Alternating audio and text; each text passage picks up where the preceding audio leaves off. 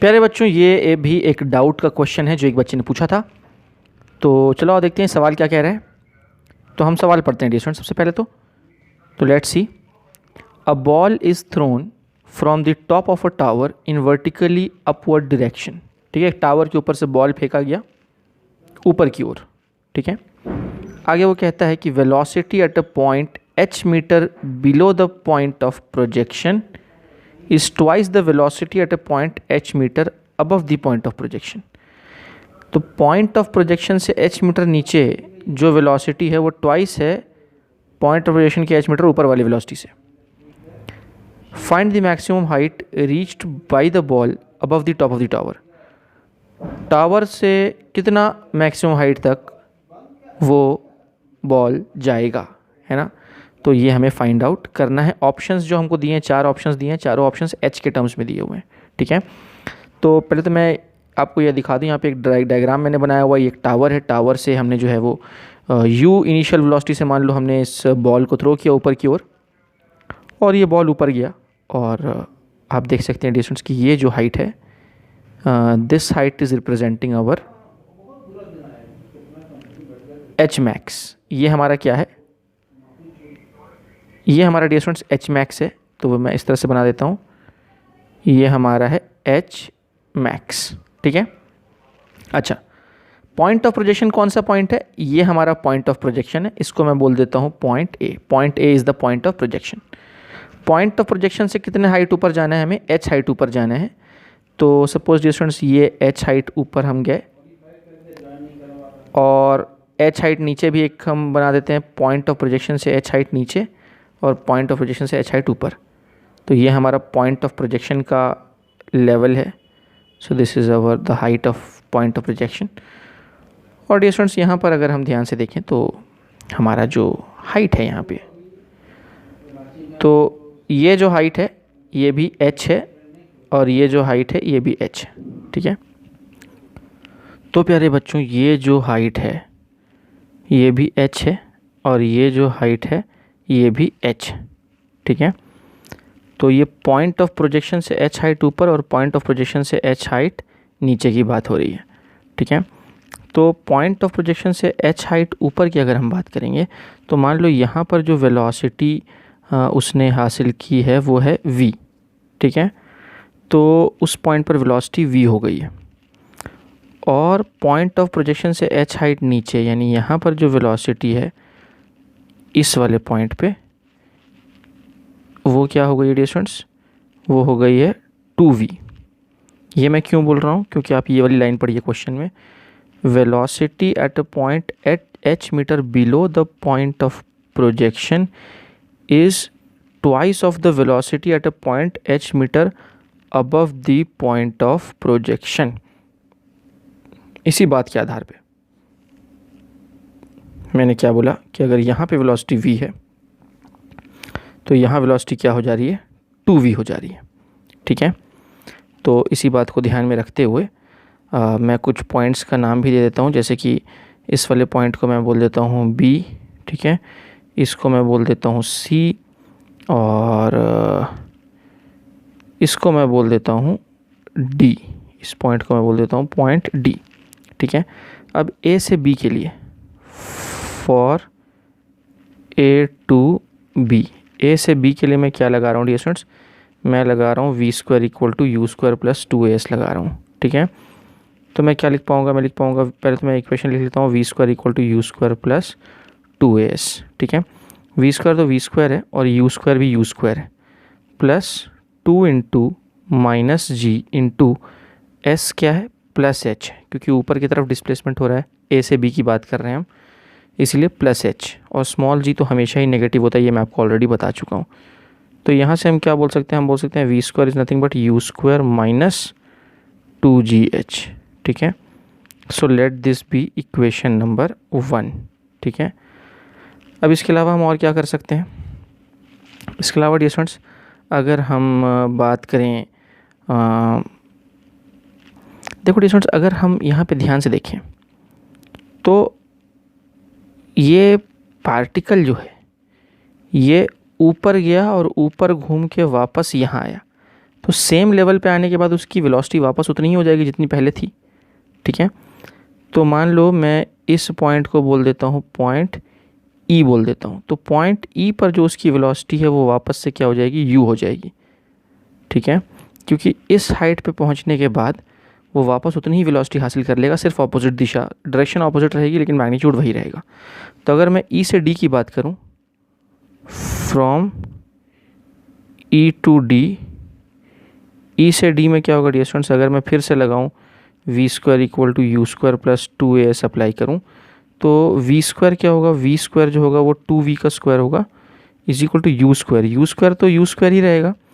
हाँ, हालांकि उसका साइन बदल चुका है, यानी वो माइनस यू का स्क्वायर होगा, लेकिन स्क्वायर करोगे तो वापस से वो पॉजिटिव ही बन जाएगा, प्लस 2 इंटू माइनस जी इंटू ये क्या होगा बोलो, ये माइनस एच होगा। क्यों? क्योंकि अभी जो डिस्प्लेसमेंट है वो किधर हो रहा है, नीचे की ओर हो रहा है, इसीलिए माइनस एच, ठीक है।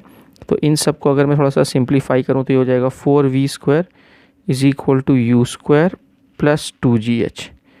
ये प्लस 2gh क्यों हुआ, माइनस माइनस प्लस हो गया एक्चुअली, ठीक है।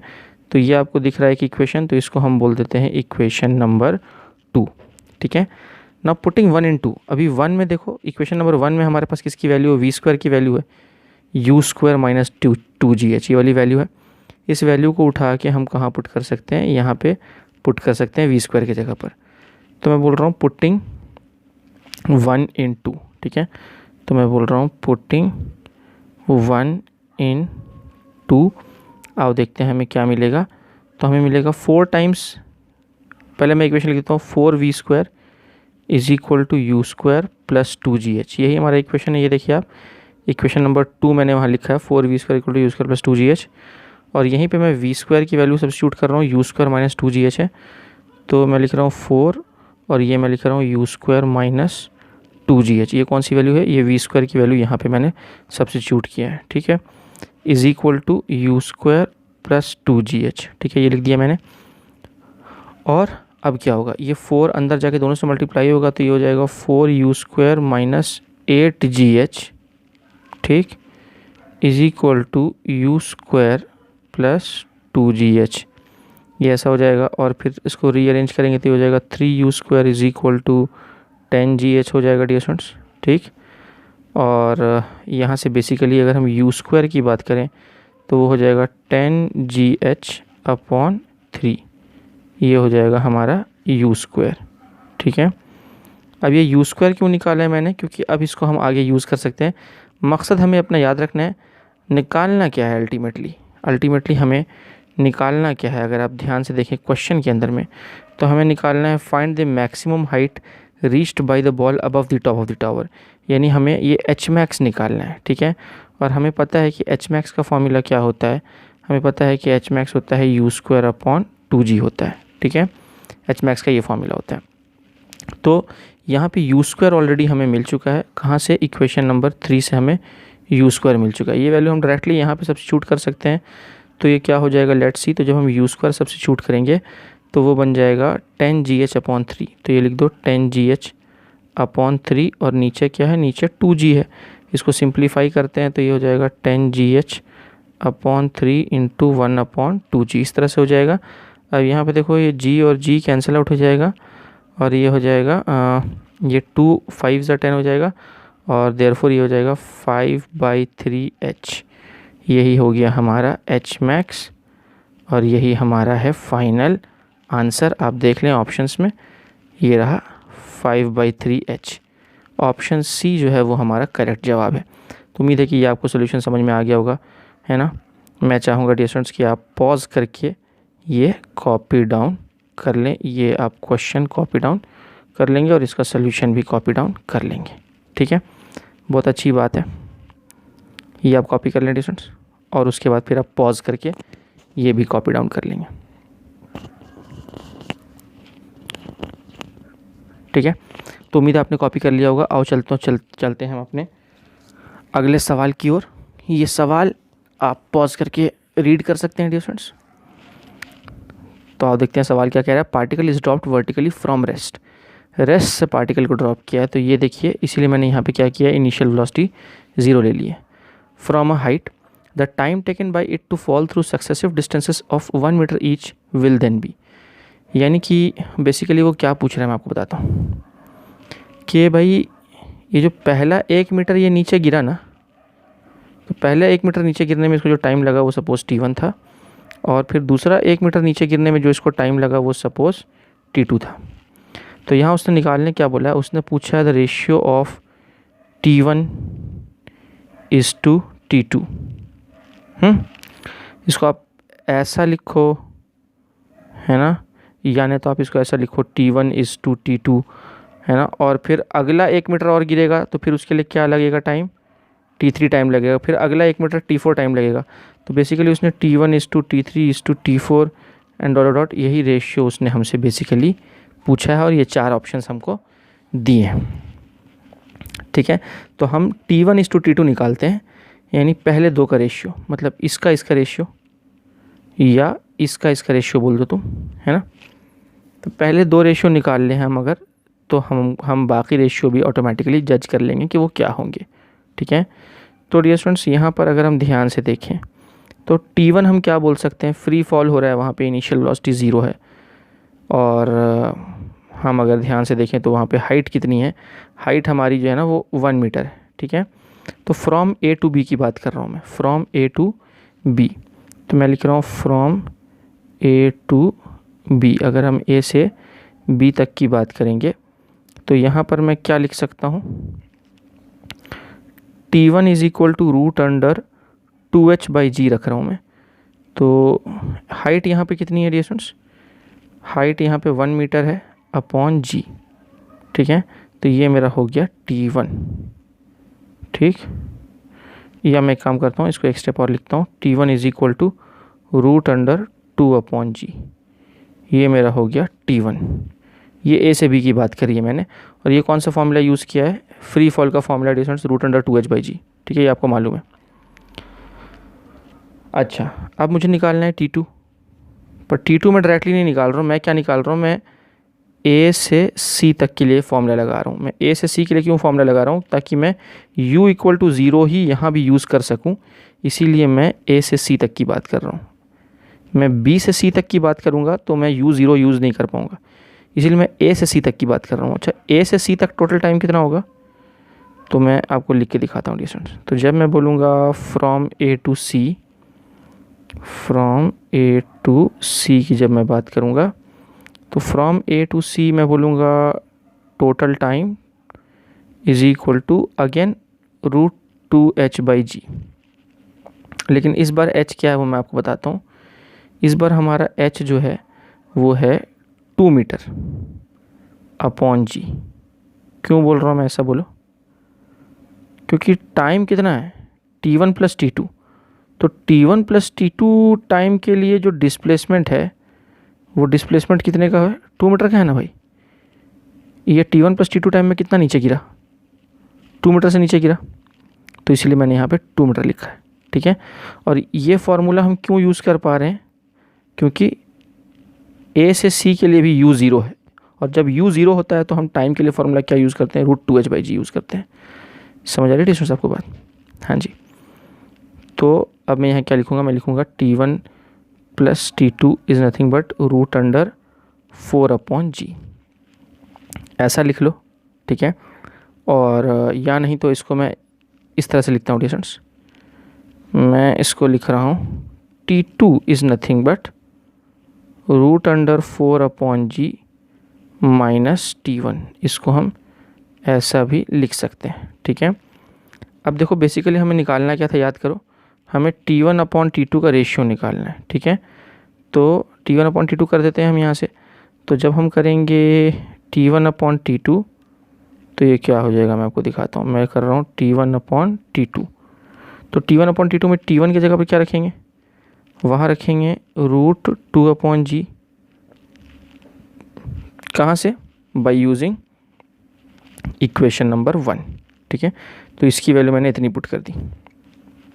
t2 की वैल्यू क्या पुट करेंगे, we can use equation number 2 for that, और t2 की वैल्यू मैं रख रहा हूँ root under 4 by g minus t1। अब ये जो t1 हमें यहाँ दिख रहा है, ये t1 हम क्या पुट कर सकते हैं, T1 हम इक्वेशन नंबर 1 में ऑलरेडी निकाल चुके हैं, वो है √2/g। तो T2 को मैंने इस तरह से पुट कर दिया। ये T1 की वैल्यू मैंने यहाँ सब्स्टिट्यूट कर दी है बाय यूजिंग इक्वेशन नंबर 1। ठीक है, उम्मीद है आपको ये बात समझ में आई हो। तो इसी को मैं अच्छे से लिखता हूँ, हमारे अगले पेज पे लिखता हूँ मैं। तो मैं लिख रहा हूँ T1/T2 इज़ नथिंग बट, अभी देखो ऊपर क्या है, होल √2/g है ना, ये चीज़ है हमारी। तो इसी चीज़ को मैं तोड़ के लिख रहा हूँ। तोड़ के कैसे लिख रहा हूँ, √2/√g, ऐसा भी तो लिख सकता हूँ, कोई फ़र्क नहीं पड़ता। और नीचे भी मैं तोड़ के लिखता हूँ √4/√g। तो ये ऐसा होगा √4/√g माइनस √2/√g। ठीक, अब मैं यहाँ क्या कर रहा हूँ डिस्टेंस, क्योंकि नीचे डिनोमिनेटर सेम है तो मैं ऊपर वाली क्वांटिटीज़ को डायरेक्टली सब्ट्रैक्ट कर सकता हूँ। तो मैं इसको लिख रहा हूँ √2/√g whole upon √4 minus √2 whole divided by √g। ठीक है, ये पूरा टर्म एक हो गया, ये पूरा एक टर्म हो गया। अब ये अल्टी पल्टी होगा, रेसिप्रोकल होगा यहाँ पर डिस्टेंस। तो नीचे वाला टर्म पल्टी खा के ऊपर आएगा, तो ये क्या हो जाएगा, ये हो जाएगा T1/T2 is nothing but √2/√g into √g/√4 minus √2।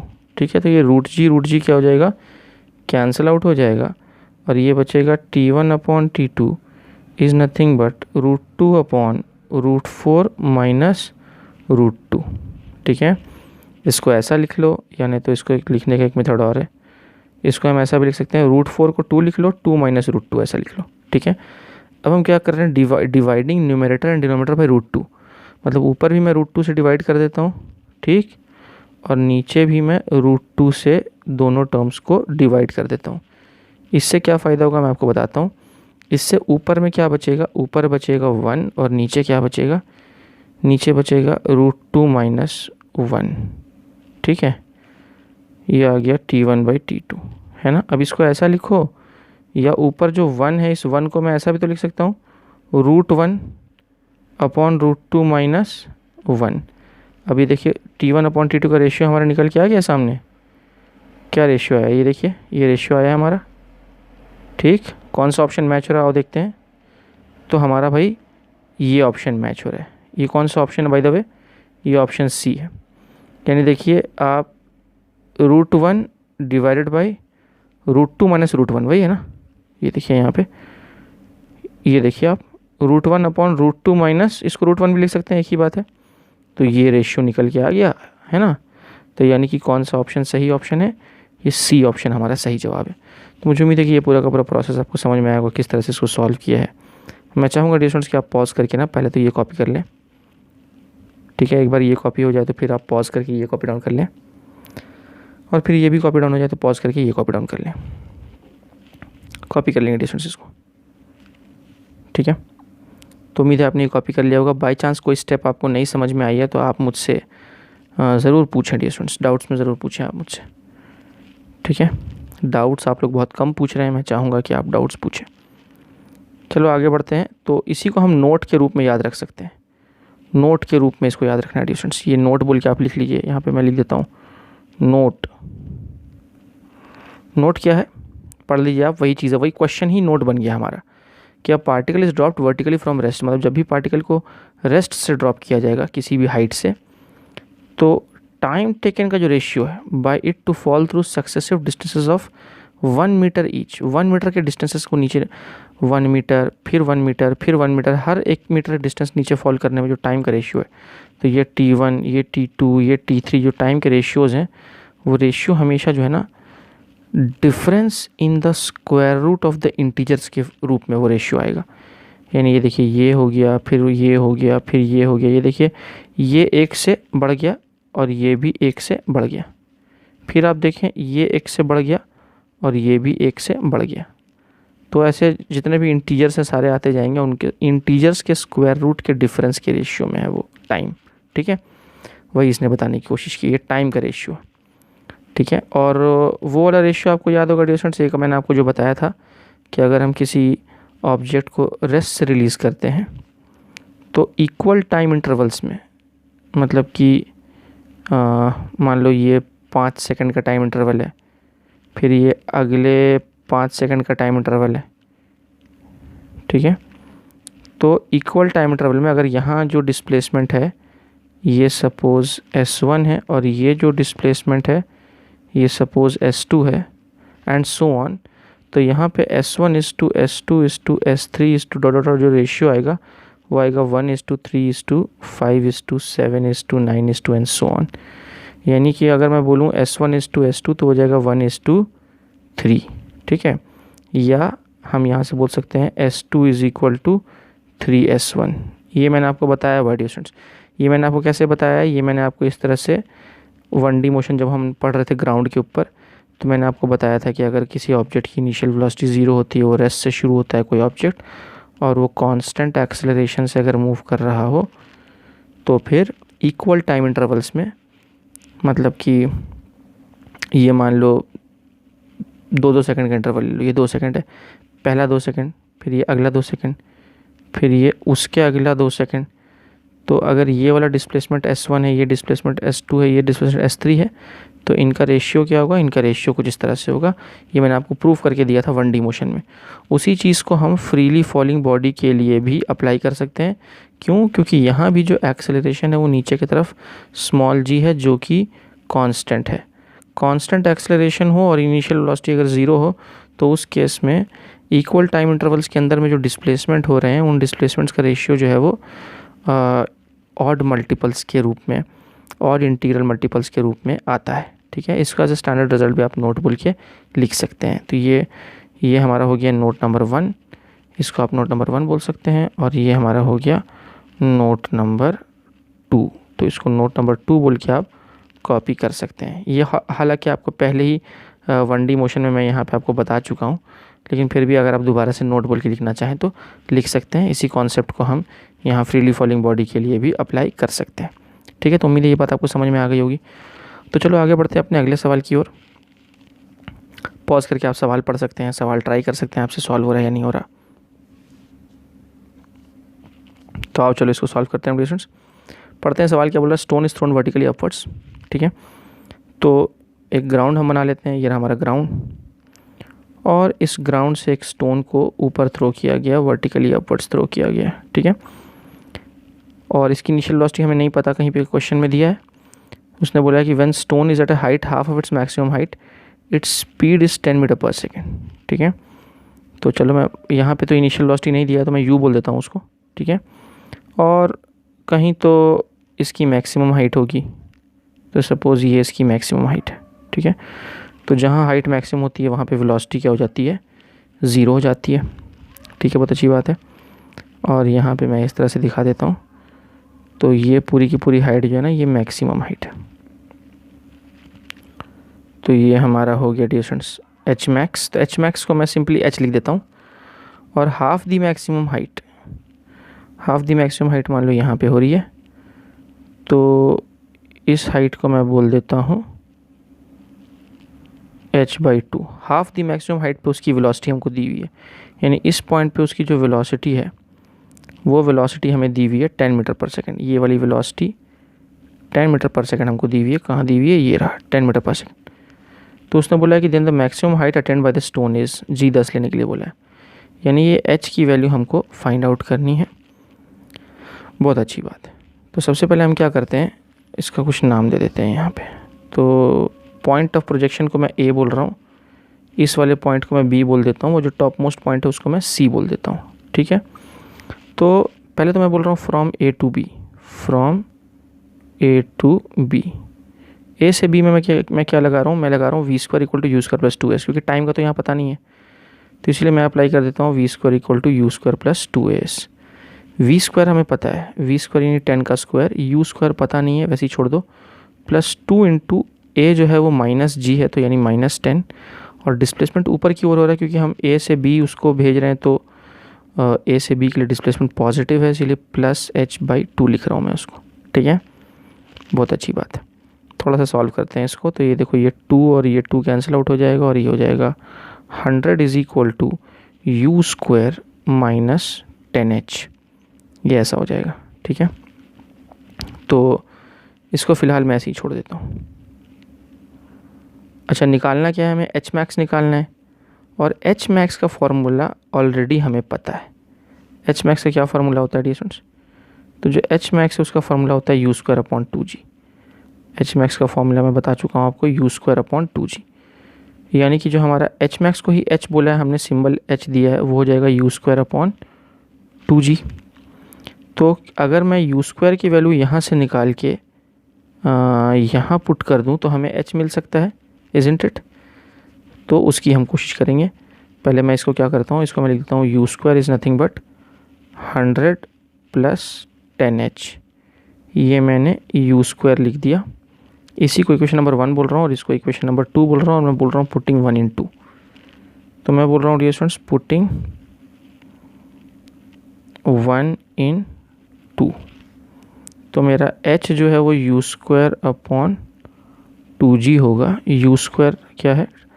100 plus 10h।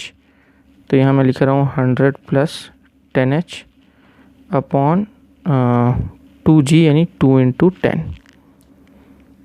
ठीक है, तो ये 20 हो जाएगा। इस 20 को LHS में भेज दो तो ये क्या हो जाएगा? 20h is equal to 100 plus 10h, और इसको उधर भेजा तो 10h is equal to 100, h is equal to 10 metre. ये हमारा आंसर आ गया। यही हमारा क्या है? एच मैक्स है। एच मैक्स को ही हमने एच सिंबल दिया था। तो कितना मीटर आ गया ये डियर स्टूडेंट्स? ये आ गया 10 मीटर। ऑप्शन देखते हैं, तो हमारा सही ऑप्शन बी है। ऑप्शन बी हमारा सही जवाब है, 10 मीटर। ठीक है, तो उम्मीद है कि ये बात आपको समझ में आ गई होगी। मैं चाहूँगा पॉज करके आप पहले तो ये कॉपी डाउन कर लें, ये वाला पेज, और एक बार ये कॉपी हो जाए तो फिर पॉज करके आप ये पेज भी कॉपी डाउन कर सकते हैं।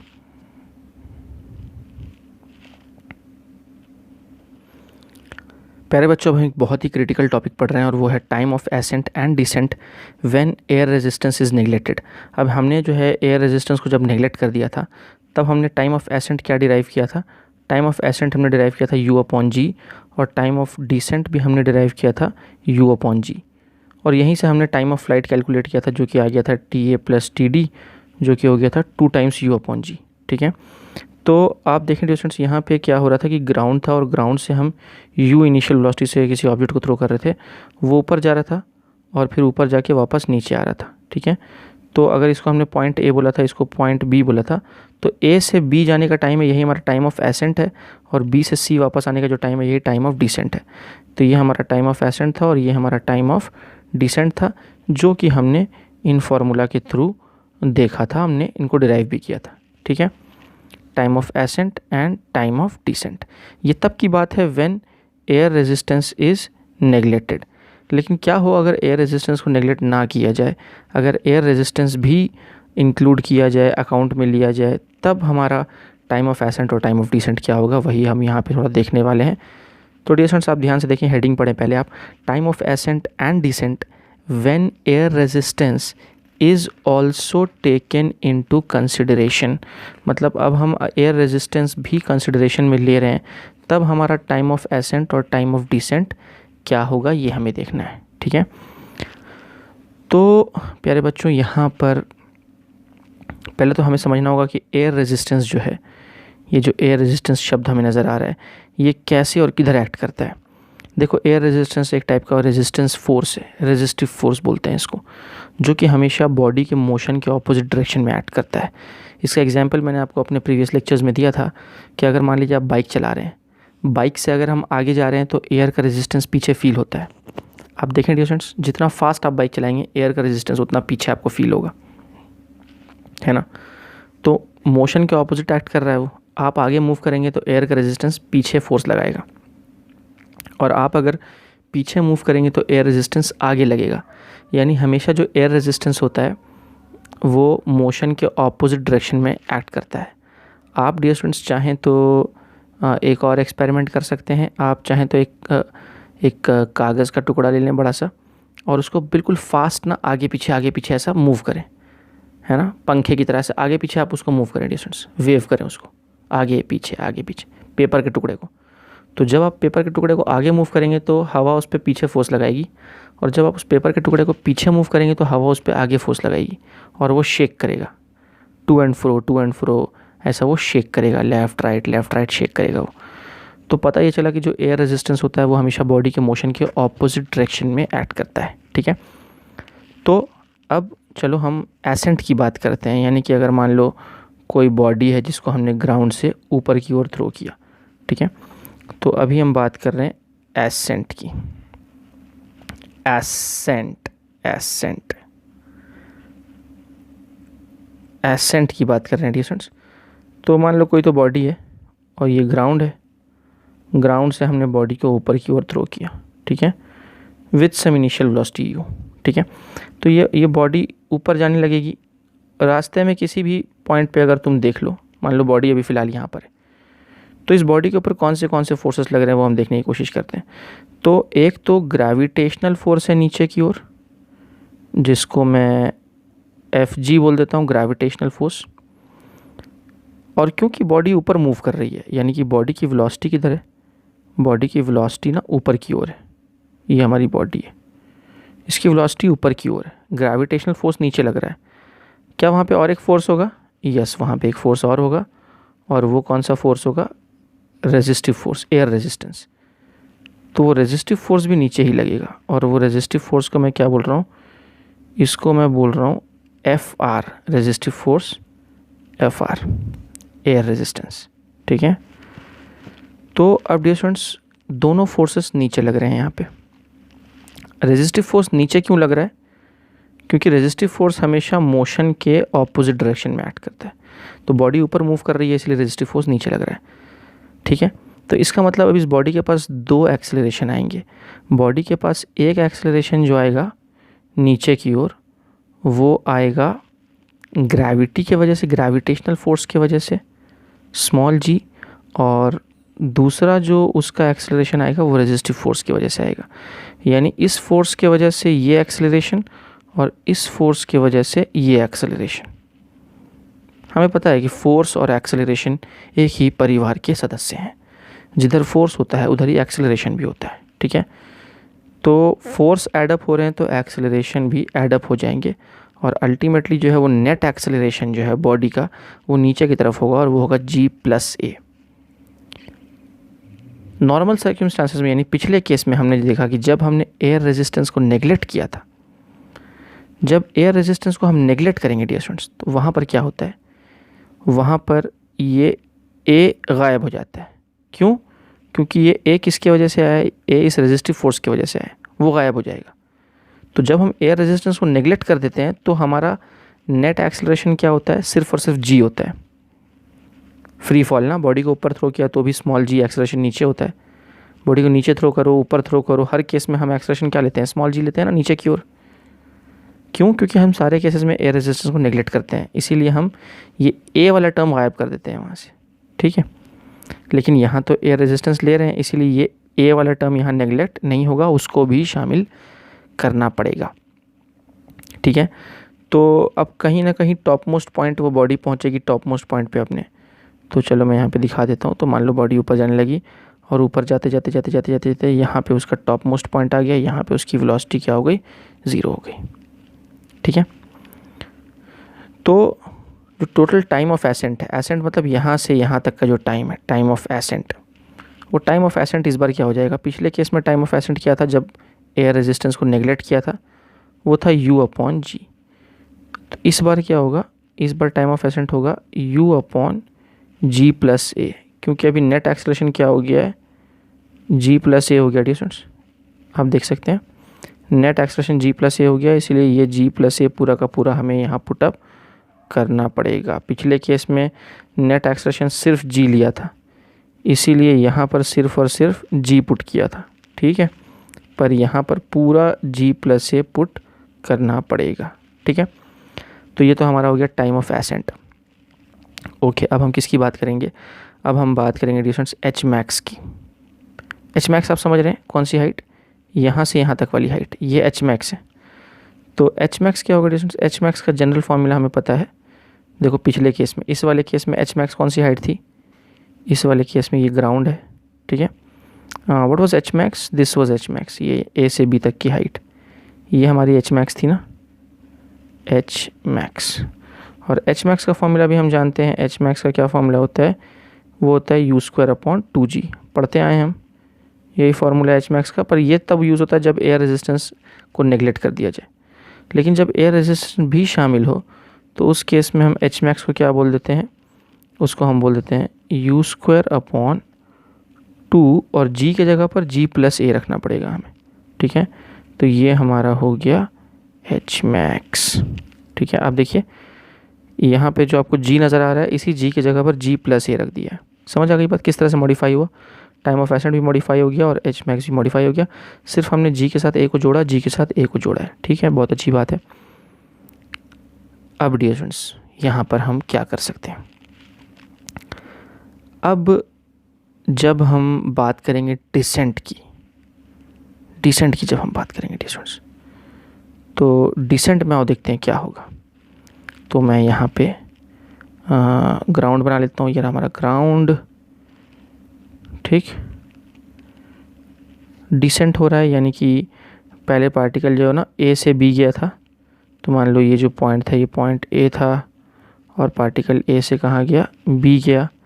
अब बी से वापस ए आ रहा है, ठीक है, यानी ये वही पॉइंट ए है और ए से ये कहाँ गया था, ए से ये बी तक गया था और बी से अब वापस ए आ रहा है। वो यहाँ पे उसकी वेलोसिटी क्या हो गई थी, 0 हो गई थी और अब वापस ए पे आ रहा है। तो ये यहाँ से यहाँ तक का जो टाइम है यही हमारा टाइम ऑफ डिसेंट है, ठीक है। तो फ्रॉम बी टू ए, मैं काम करता हूँ यहाँ लिख देता हूँ डिसेंट, ठीक है, और अब मैं लिख रहा हूँ from B to A. From B to A क्या होगा डियर स्टूडेंट्स, बी से ए में हम S equal to U T plus half A T square लगा सकते हैं, ठीक है। टाइम ऑफ डिसेंट हमें निकालना है, तो मैं इस तरह से यूज़ कर रहा हूँ उसको, तो मैं लगा रहा हूँ s equal to U T plus half A T square. S क्या होगा बोलो, एस होगा माइनस एच। जैसे अभी मैक्सिमम हाइट को ना एच मान लो, ये जो मैक्सिमम हाइट है ना, एच मैक्स को ही हम क्या मान रहे हैं, एच बोल रहे हैं, ठीक है। तो जब बॉडी बी से ए आई है तो उसका डिस्प्लेसमेंट तो माइनस एच होगा क्योंकि नीचे आ रही है, डिसेंट की बात चल रही है यहाँ पे। तो डियर स्टूडेंट्स वहाँ पे उम्मीद आपको बात समझ में आ रही होगी। यू टी, अभी देखो बात कहाँ से कहाँ तक की हो रही है, बात बी से ए की हो रही है। तो बी से ए जब बॉडी आ रही है तो उसकी इनिशियल वेलोसिटी क्या होगी, 0 होगी ना, क्योंकि वो 0 से फिर नीचे बढ़ रही है। तो ये टर्म क्या हो जाएगा, 0 हो जाएगा। ये हो जाएगा हाफ इंटू माइनस जी। अब यहाँ एक्सेलरेशन क्या होगा, पहले उसकी चर्चा कर लेते हैं। तो अब देखो डिस्टेंस, बीच में कोई भी एक पॉइंट ले लो तुम, मान लो बॉडी नीचे आ रही है, नीचे जब आ रही है तो रास्ते में कोई भी एक पॉइंट तुम चूज़ कर लो, ये वाला पॉइंट हम ले लेते हैं, ठीक है। इस पॉइंट पे बॉडी की वेलोसिटी किधर होगी, बॉडी की वेलोसिटी तो नीचे की ओर होगी, ये बॉडी की वेलोसिटी है, ठीक है। अब आप बताएं डियर स्टूडेंट्स कि इस पे कौन से फोर्सेस लग रहे होंगे। तो इस बॉडी के ऊपर 2 फोर्सेस लग रहे होंगे। एक फोर्स तो नीचे की ओर हमारा ग्रेविटेशनल फोर्स, हमें पता है कि ग्रेविटेशनल फोर्स हमेशा नीचे ही लगता है। बॉडी ऊपर मूव कर रही हो यानी बॉडी की वेलोसिटी ऊपर हो तो भी ग्रेविटेशनल फोर्स नीचे ही लगता है, और बॉडी की वेलोसिटी ऊपर हो, बॉडी की वेलोसिटी ऊपर हो या नीचे हो, ग्रेविटेशनल फोर्स हमेशा नीचे ही लगता है, ठीक है। लेकिन एयर रेजिस्टेंस किधर लगता है, जैसे इस केस में हमने देखा कि बॉडी की वेलोसिटी ऊपर थी तो एयर रेजिस्टेंस नीचे था, क्योंकि एयर रेजिस्टेंस हमेशा बॉडी की वेलोसिटी के ऑपोजिट डायरेक्शन में एक्ट करता है। तो यहाँ पे एयर रेजिस्टेंस हम किधर दिखाएंगे, एयर रेजिस्टेंस डिस्टेंस हम इस तरह से दिखाएंगे, ये रहा हमारा air resistance F R, resistance force, ठीक है। तो अब देखो जाहिर सी बात है कि ये फोर्स बड़ा है और ये फोर्स छोटा है, तभी तो बॉडी नीचे गिर रही है, ठीक है, और तभी तो बॉडी की वेलोसिटी बढ़ती जा रही है, ठीक है। क्यों, क्योंकि ये फोर्स बड़ा है और ये फोर्स छोटा है, तो नेट फोर्स जो है वो नीचे की तरफ होगा, जिसके वजह से जो नेट एक्सेलरेशन है वो भी नीचे की तरफ होगा। तो जो नेट एक्सेलरेशन है वो मैं इस तरह से दिखा रहा हूँ, ये है हमारा नेट एक्सेलरेशन। अब देखो ग्रेविटेशनल फोर्स की वजह से जो एक्सेलरेशन होगा वो नीचे की तरफ होगा, और रेजिस्टेंस फोर्स की वजह से जो एक्सेलरेशन होगा वो ऊपर की तरफ होगा। तो नेट एक्सेलरेशन क्या होगा, इन दोनों का डिफरेंस, यानी नेट एक्सेलरेशन जो होगा वो होगा जी माइनस ए, जी माइनस ए। तो ये फोर्स की वजह से ये एक्सेलरेशन और ये फोर्स की वजह से ये एक्सेलरेशन, क्योंकि दोनों फोर्स की दिशा ऑपोजिट है इसलिए दोनों एक्सेलरेशन की दिशा भी ऑपोजिट होगी, इसीलिए दोनों के एक्सेलरेशंस जो है वो आपस में सब्ट्रैक्ट हो गए। पिछले केस में g प्लस ए लिया था हमने, क्योंकि ये फोर्स भी नीचे ही था, क्योंकि ये फोर्स भी नीचे ही था और ये फोर्स भी नीचे ही था, इसीलिए दोनों के एक्सेलरेशंस आपस में एडअप हो गए थे। लेकिन क्योंकि एक फोर्स यहाँ नीचे एक फोर्स ऊपर है, इसलिए एक का एक्सेलरेशन, एक की वजह से एक्सेलरेशन नीचे होगा, एक की वजह से एक्सेलरेशन ऊपर होगा, नेट एक्सेलरेशन जो है इन दोनों का डिफरेंस हो जाएगा g माइनस ए नीचे की ओर। ठीक है, तो अल्टीमेटली यहाँ पर जो नेट एक्सेलरेशन है उसकी जगह पर मैं क्या लिखूँगा, मैं लिखूँगा वहाँ पर dear students minus g minus A. ये मैंने ऐसा क्यों लिखा, क्योंकि वो अल्टीमेटली उसकी एरो किधर है, नीचे की ओर है ना वो एक्सेलरेशन। ठीक है, तो इसीलिए मैंने minus g minus a into what, time of descent का स्क्वायर। ये टाइम ऑफ डिसेंट निकल रहा है बेसिकली यहाँ पे हमारा। तो अब यहाँ पे क्या होगा, ये देखो ये माइनस और ये माइनस कैंसिल आउट हो जाएगा। ठीक है, और यहाँ पे मैं क्या बोल पाऊँगा, इसको मैं अच्छे से लिखता हूँ, ये हो जाएगा h is equal to half g minus a into time of descent का स्क्वायर। ठीक, अब यहाँ पे एक बहुत ट्रिकी पार्ट है, वो ये है कि ये जो h हमको यहाँ दिख रहा है, इस h को मैं सब्स्टिट्यूट करूँगा। क्या सब्स्टिट्यूट करूँगा, यहाँ देखिए ये h मैक्स को ही तो हम h बोल सकते हैं, क्योंकि h मैक्स को ही फिलहाल हमने h सिंबल दिया है। तो h की जो वैल्यू है, इस वैल्यू को मैं उठा के वहाँ पुट करने वाला हूँ। तो इसको मैं बोल देता हूँ सपोज इक्वेशन 1, इसको मैं बोल देता हूँ इक्वेशन नंबर 2, पुटिंग 2 इन 3, इसको बोल देते हैं इक्वेशन नंबर 3, इक्वेशन नंबर 3 बोल दो इसको। तो पुटिंग 2 इन 3, तो क्या होगा, h के जगह पर मैं क्या रखूँगा, U square upon 2g plus A, U square upon 2 times g plus A. ये h के जगह पर ये पूरी की पूरी वैल्यू पुटअप की है, और इधर क्या है, इधर है half g minus a into time of descent का स्क्वायर। ठीक है, बहुत अच्छी बात है।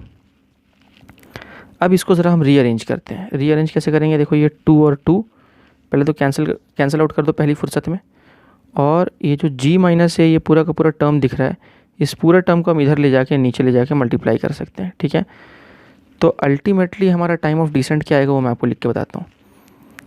तो डियर स्टूडेंट्स, अल्टीमेटली जो हमारा टाइम ऑफ डिसेंट आएगा, टाइम ऑफ डिसेंट आ जाएगा u upon root under g plus A into g minus A, यही आ जाएगा। डियर स्टूडेंट्स, आप चाहें तो सॉल्व करके क्रॉस चेक कर सकते हैं, ये हमारा टाइम ऑफ डिसेंट आ जाएगा। ठीक है, और टाइम ऑफ एसेंट हमारा क्या था, ये रहा हमारा इक्वेशन नंबर 1 से हम देख सकते हैं, time of ascent u upon g plus A था।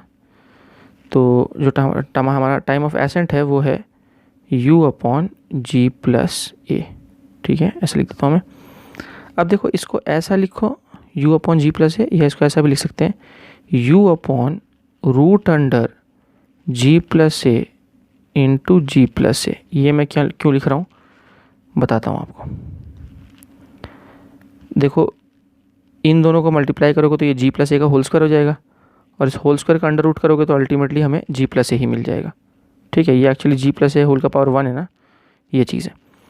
तो ये आपको समझा। अब ये क्यों कर रहा हूँ मैं ऐसा, क्योंकि मैं कंपेयर करना चाहता हूँ, मैं इसको और इसको कंपेयर करना चाहता हूँ। मैं जानना चाहता हूँ कि कौन बड़ा है और कौन छोटा है। देखो इतना तो साफ़ है कि टाइम ऑफ एसेंट और टाइम ऑफ डिसेंट इक्वल नहीं है।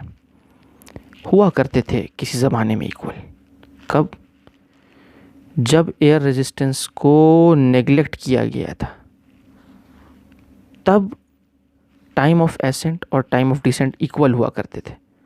Time of ascent is equal to time of descent is equal to u upon g, ये हमने पढ़ा था ना। कब, जब एयर रेजिस्टेंस को नेग्लेक्ट किया था तब। लेकिन यहाँ तो एयर रेजिस्टेंस को नेग्लेक्ट नहीं किया, यहाँ तो कंसिडर किया है। तो जब कंसिडर किया है तो टाइम ऑफ डिसेंट की वैल्यू अलग आ गई और टाइम ऑफ एसेंट की वैल्यू अलग आ गई है। तो अब इनको कंपेयर करते हैं, ये पता लगाते हैं कि इनमें से कौन बड़ा है और कौन छोटा है। तो अगर आप ध्यान से देखें डियर स्टूडेंट्स, तो यहाँ पे टाइम ऑफ डिसेंट जो है वो बड़ा है, टाइम ऑफ डिसेंट बड़ा है और टाइम ऑफ एसेंट छोटा है। ऐसा क्यों बोल रहा हूँ मैं, क्यों बोल रहा हूँ वो मैं आपको बताता हूँ। बहुत ध्यान से आप समझेंगे, बहुत ध्यान से, कि मैं ऐसा क्यों बोल रहा हूँ। देखो ऊपर वाला टर्म तो दोनों में सेम है, ठीक, रूट के अंदर ये वाला टर्म भी दोनों में सेम है। अब बात आती है इस टर्म में, इधर ये g माइनस ए है और इधर ये g प्लस ए है। तो आप बोलिए कि इसका डिनोमिनेटर जो है ये ज़्यादा बड़ा है तो ये छोटा होगा ना, क्योंकि इसका डिनोमिनेटर उसके रिस्पेक्ट में छोटा है तो ये बड़ा होगा ना। इसीलिए मैंने बोला कि टाइम ऑफ डिसेंट जो है ना वो बड़ा है और टाइम ऑफ एसेंट जो है वो छोटा है। तो उम्मीद है कि ये पूरी की पूरी बात आपको समझ में आ गई होगी डियर स्टूडेंट्स। ठीक है, तो ना इस तरह की बात है। तो पता क्या चला अल्टीमेटली कि टाइम ऑफ डिसेंट जो है वो बड़ा है और टाइम ऑफ एसेंट ज़्यादा है। यानी कि अगर मैंने किसी बॉडी को ऊपर थ्रो किया किसी वेलोसिटी से और ये इस तरह से ऊपर जा रही है और ये टॉप मोस्ट पॉइंट है, ठीक है, तो ये इसको पॉइंट ए बोल दो, इसको पॉइंट बी बोल दो, बी से फिर वापस ए आएगी। तो नीचे से ऊपर जाने में उस बॉडी को, मतलब टॉप मोस्ट पॉइंट तक पहुंचने में उसको क्या कम टाइम लगेगा और नीचे आने में ज़्यादा टाइम लगेगा। यानी ये टाइम ऑफ एसेंट है और ये टाइम ऑफ डिसेंट है।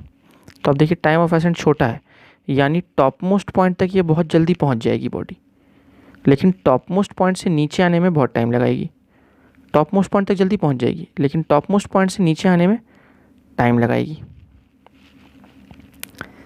तो इस तरह की बात है डियर स्टूडेंट्स। आपको समझने के लिए एक एग्जाम्पल देता हूँ मैं। वैसे ये बहुत अच्छा एग्जाम्पल नहीं है पर फिर भी शायद थोड़ा बहुत आप समझ पाएँ। पता नहीं आपने बचपन में एक्सपेरिमेंट परफॉर्म किया है कि नहीं किया है। तो मान लीजिए डियर स्टूडेंट्स कि मैं एक कागज़ का टुकड़ा लेता हूँ। आप ये एक्सपेरिमेंट अपने साथ घर में भी कर सकते हैं, ठीक है। तो आप एक पेपर लीजिए, पेपर को फाड़िए अपने नोटबुक में से, उसको फोल्ड कीजिए। बड़ा बॉल बनाना है उसका, थोड़ा बड़ा बॉल बनाना ताकि एयर रेजिस्टेंस फील हो उसको। तो पेपर का एक बड़ा सा बॉल बनाइए आप। पेपर को फाड़िए, उसको रोल कीजिए, न्यूज़पेपर ले लीजिए, उसको रोल फोल्ड करके ना एक बॉल जैसा बनाइए, बड़ा सा बॉल, और आप उसको ऊपर फेंकिए डियर स्टूडेंट्स। आप देखिएगा कि वो टॉप मोस्ट पॉइंट तक जल्दी पहुंचेगा और नीचे आने में थोड़ा ज़्यादा टाइम लेगा। मतलब ऊपर जल्दी पहुंच जाएगा और नीचे लेट से आएगा, ठीक है। आप चाहें तो ये एक्सपेरिमेंट परफॉर्म करके देख सकते हैं। और ऐसा क्यों हो रहा है इसकी वजह भी हम जानते हैं। अभी अभी हमने टेक्निकली देखा कि ऊपर जाते वक्त ये देखिए बॉडी एसेंट हो रही थी ना, बॉडी की एसेंट हो रही थी, तो ऊपर जाते समय यहाँ बॉडी ऊपर मूव कर रही है आप देखिए, लेकिन रिटार्डेशन कितना हो रहा है यहाँ पे, रिटार्डेशन g प्लस ए, ज़्यादा रिटार्डेशन है, इसलिए जल्दी वो रेस्ट पे आ जाएगी बॉडी।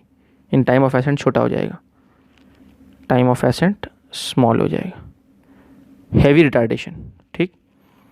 लेकिन आप यहाँ देखिए जब बॉडी नीचे गिर रही है, जब बॉडी नीचे गिर रही है तो यहाँ पर वेलोसिटी तो नीचे है पर साथ ही साथ एक्सेलरेशन भी नीचे है, ठीक है, लेकिन ये एक्सेलरेशन कम है।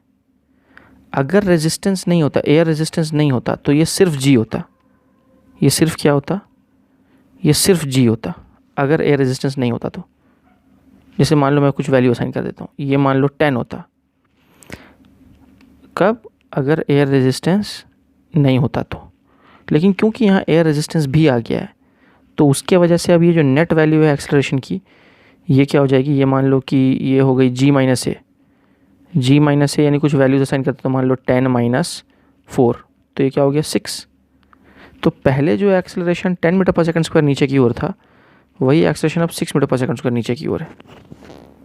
तो बॉडी जो है वो स्लोली नीचे आएगी, क्योंकि अब नीचे की तरफ जो एक्सेलरेशन है, जब बॉडी नीचे से ऊपर जाती है तो रिटार्डेशन होता है और जब ऊपर से नीचे आती है तो एक्सेलरेशन होता है।